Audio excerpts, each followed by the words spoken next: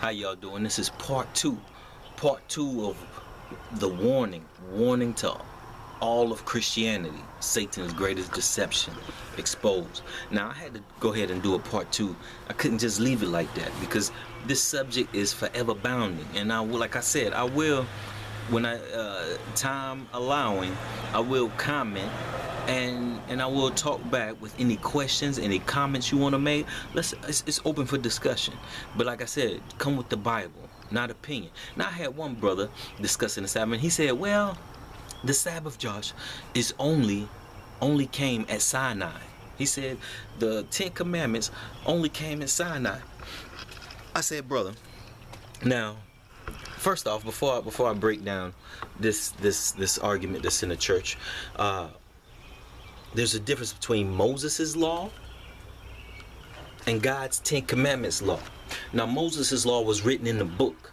You can find this in Deuteronomy. It was written in a book, in paper. Now, this is important. Moses' law was written on paper and put in a book, and it sat on the side of the Ark of the Covenant. It sat on the side.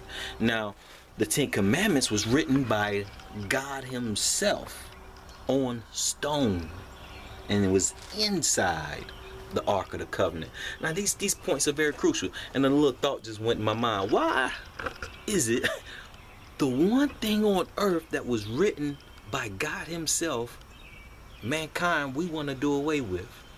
I mean, does that thought cross our minds that the one thing written by God himself we say is done away with?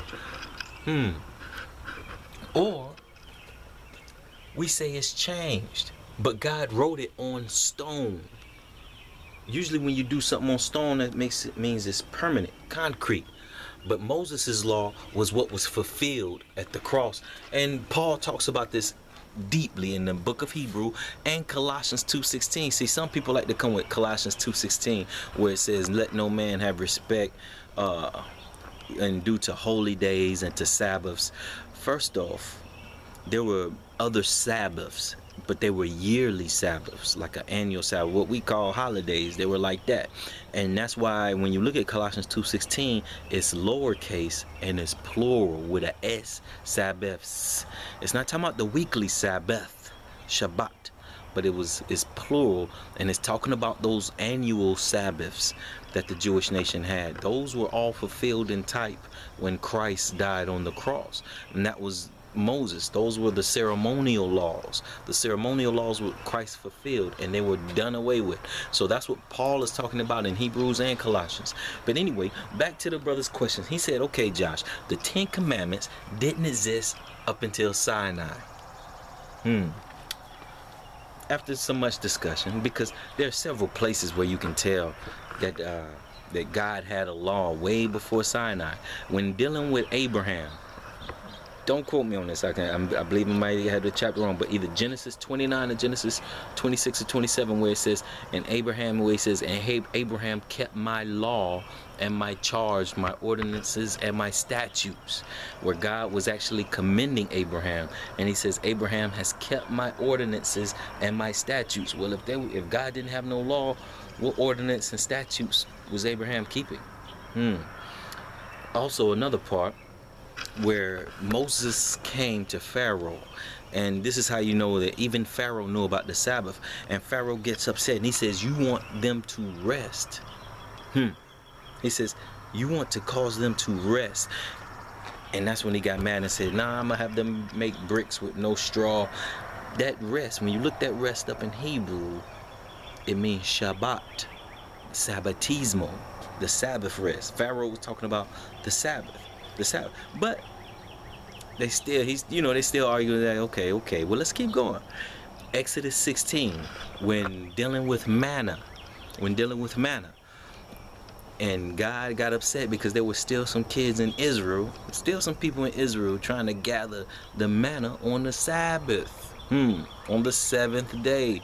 And God said, how long will it be that you break my law or not keep my commandments? If God didn't have no law, what was he speaking about?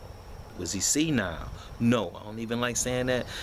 In like with the same sentence as God. God was not, is not, and was not senile when he's told them in Exodus 16. Now all of this is before Sinai.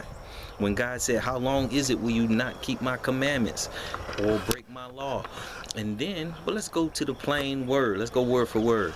Moses, when talking with his father-in-law Jethro, it doesn't get no clearer than this. When he's talking with his father-in-law Jethro, he told Jethro, he said, well, I might need a little help to keep God's law. He mentions, I don't know, I don't want to misquote, but Moses actually mentions God's law. He says something about God's law. So, beloved, thinking that God's law didn't exist till Sinai, it's just simply not true. And if you want to go deep, and I like to, let's look at the Bible as it is. This is a deep spiritual book. You can't look at it from a child status, like with foolish eyes to deceive yourself or blind yourself. But all of the 10 commandments was at the tree in the Garden of Eden. You say, Josh, what are you talking about? Well, let's look at it. In the one command where God said to not eat of the fruit, you actually find all 10 in that one commandment, don't touch the fruit. Break it down real quick, limited for time. All right, the one command, he says, don't eat the fruit of the tree. If by Adam and Eve following that command, they are keeping the first commandment, they're obeying God, they're serving God. By breaking that command, they are selfishly thinking of self when they're going and taking the fruit. That is using God's name in vain, because they're supposed to be his children. They're supposed to be his children, but they're living unaccordingly. So they have taken his name in vain, and they have made themselves an idol. That's the biggest idol we have to worry about, is ourselves, doing things out of selfish nature. When you read Genesis chapter 3, it said once Eve saw that the tree could make her wise, then all of a sudden it became appealing. So she herself became the idol. So now she's serving herself. So she's breaking the third commandment. And then verse 4, how did she break the Sabbath commandment? Why? Because once she sins, once she disobeys God, God can't come and commune with her and have that special time. With the Sabbath is a time you set apart to spend with God. Well, because now she's disobedient, she's taken away that special time that God can come and commune with her. Okay, did she honor God? That's the fifth commandment. Did she honor God as Father? No, she didn't, because she disobeyed. She stole. She took something that wasn't hers. He said, don't touch it. She killed, because he said the wages of sin is death. Even though the serpent lied to her, said, oh, you won't surely die. Now think about it. He didn't say you ain't gonna die. He just said you ain't gonna surely die. So she killed, and then she also killed her husband, who took the fruit to Adam. Okay. So she killed, where it says thou shalt not kill. She bared false witness, because she lied. Not only did she lie to herself, but she lied to Adam. She said, look, I ate it. I'm not dead yet. Okay. Only because Christ had already said that he would take her place. That he would take all of our place when she ate it. That's the only reason why she didn't die. Okay. Covet. She wanted something that wasn't hers. So as you see, all 10 of the commandments is at the Garden of Eden. But I don't want to get off track. This is exposing how Satan has deceived the world into believing, the Christian world into believing that God's commandment, God's law is done away with. Now, beloved, like I stated before, they often say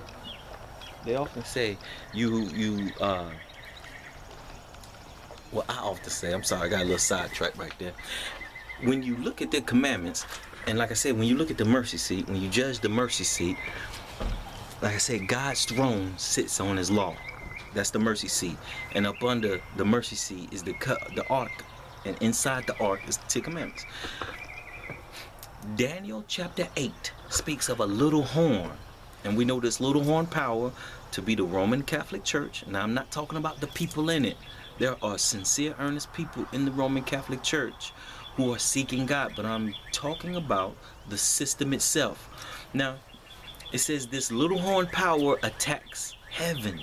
This is Daniel chapter 8, I believe, starting at verse 9, where it talks about this little horn that rises up and attacks heaven and the principles of heaven. Well, where's God's throne at? To attack God, to take over God, you got to take what? His throne. But look, to even change God's law. Now, because the Catholic Church, they said they have the power to change God's law. Google Roman Challenge. They said it is the mark of their authority. That's what they said. This isn't what Josh is saying. This isn't something I'm making up or exaggerating. And they said that any denomination, hear me out, they said any denomination that follows her, talking about the Catholic Church and how they set up God's law, is her child. Not a child of God, but her child. They boast on it. They brag on it. And it is in their catechism. I'm going to talk about that in a second. But anyway, this little horn power attacks heaven. And where if you're gonna attack God, you gotta go to his home. His home is his sanctuary. Inside the sanctuary you'll find his throne. Under his throne, to change his government, you gotta what? Change his law. Beloved, do you realize that for you to say that God's law has been changed, this little horn power is actually saying they have the power to go into heaven. Move God off of his throne. He sits on his throne. God forbid anyone who believes they can move God off of his and change the law. Could that be why Jesus said in Matthew chapter 5, I believe Matthew 5 verse 17 through 19, when he said, God forbid, he said, not till heaven and earth pass will one jot or one tittle in no wise pass from the law. He said, don't think that I came to change the law. Jesus was like, do you realize what implication you trying to say? Don't put that on me. I can't go into the Father's house and try to change his law that he sits on top of. His throne literally sits on top of his law. So mercy to whoever believe they can go in God's house and change it. You got to move him off the throne. You got to move him out the way. But this little horn power tries and attempts to. But what's sad is they deceive millions of Christians into following what they set up. And they said that's where they get their power from. Google it. Google the Catholic Catechism. I'm telling you, the truth loves investigation. Say, I want somebody to say, yeah, Josh, I Googled it and I didn't see it, because you'll be lying. You'll be lying. Because the truth is, you Google Catholic Catechism, or you Google Catholic Church changes Sabbath to Sunday. Don't say Saturday. Even Google knows that Saturday is the Sabbath. Say Catholic Church changes Sabbath to Sunday. Watch, or put Catholic Church brags or boasts about changing, because it's in their catechism. It's in their catechism. And they just didn't change the fourth commandment, beloved. You know, many times we Adventists, we just tell you about the fourth one they changed. But they also changed the 10th one. They cut it in half to make 2. And they had to make an extra one to make up for the fact that they took the second commandment, thou shalt not have any idols. They took that completely out of there. Don't bow yourself down to them or worship. They completely took that out, because we know that they have idols, rose beads. They bow down to statues and pray to them and all these things. So they completely took that commandment out. Go to the Catholic Catechism and look at their 10 commandment laws. And look at their 10 commandments. Their 10 commandments is completely different from ours. But, beloved, this is why I'm making the video, because many Protestants are worshiping on the day they instituted. Google Romans Challenge, what I ended the last video on, about the World's Fair, I believe in 1899 or 1891, where Cardinal Gibbons puts out this challenge to all Protestant Americans, said, give me one Bible verse where God said he changed his Sabbath to Sunday. Because he said it isn't one. He said we did it. This isn't me making this up, and I care about y'all, and I'm not doing this for the debate or to try to push my beliefs down your throat.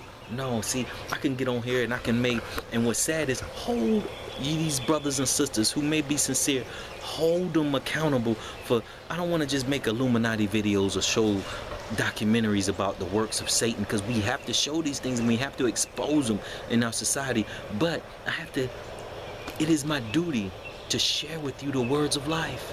All these men who are making all these videos about Illuminati and Satanism, have them talk about sanctification sometimes, justification. Why don't they talk about saving your soul? I can know about the Illuminati all day, but if it's not changing my life, if it's not affecting, how should I say, if my character isn't right, then I can know about the secret societies, I can know about all the signs and symbols all day, but if it's not changing me and getting me ready to see Jesus, then it's for nothing. It's for nothing. If I'm still deceived, worshiping on the wrong day, keeping Satan's law and not even realizing it, then it's for nothing. Beloved, when Jesus was asked about the last days by the disciples, his first words to him in Matthew 24 was, do not be deceived. He said, let no man deceive you, letting me know that deception will be the biggest tool of the devil in the last days. Will be the biggest tool of the devil. Beloved, there's a reason why billions of people are going to follow the mark of the beast. Oh yeah, and the Catholic Church bragged that them being able to change God's law is their mark of authority, is their mark of authority. They boast on this in the Catholic Catechism. They don't hide it. They don't hide it. Beloved, let's hold each other accountable. Tell some people sometime who has the YouTube ministries like mine, tell them, say, okay, I understand Satanism is in Hollywood. Okay, I understand Satanism is in hip-hop and all the music. Okay, I know this. Let's deal with sanctification. Can we talk about changing the soul now? You know, every once in a while, do one video. Beloved, because sometimes they can get caught up because they want the views. And so they know that a lot of people run to it to watch it. So that's all they want to put out. No, beloved, time is short. Time is short. We have to be about the Father's business. But I can know all of these things, and if I don't change, if I don't get my heart right and my soul right with God, then it's all for nothing. It's all for nothing, family. I love y'all. I'm Joshua Wiley. Bring your Bible to the table. Bring history to the table. They didn't start keeping Sunday until 321 years after the resurrection. After the 300 years after the resurrection. And now that's the day that Jesus, come on. If Jesus truly was the one who changed it, he would have said it. He would have said it. He would have said it. And the disciples wouldn't have been keeping the seventh-day Sabbath throughout the rest of the New Testament. Okay, somebody might put up the verse, but it said that they gathered together on the first day of the week. Beloved, if you read a couple verses after that, I believe that's, I want to say Acts 2:46. I could be wrong. But it also says they broke bread daily. So that's like saying, okay, because we got together, eat a meal, and have prayer meeting, now that's the Sabbath also. Okay, so Wednesdays is the Sabbath now because we get together on Wednesdays. Some people get together on Tuesdays, eat a meal, and study the Word. Some people get together on Friday nights, what we call Vespers. So does that mean that that's the Sabbath because we get together and break bread and discuss the Word? No. Who are we to feel like we have power to change anything of God's? Be not deceived, beloved. Y'all take care and have a good one.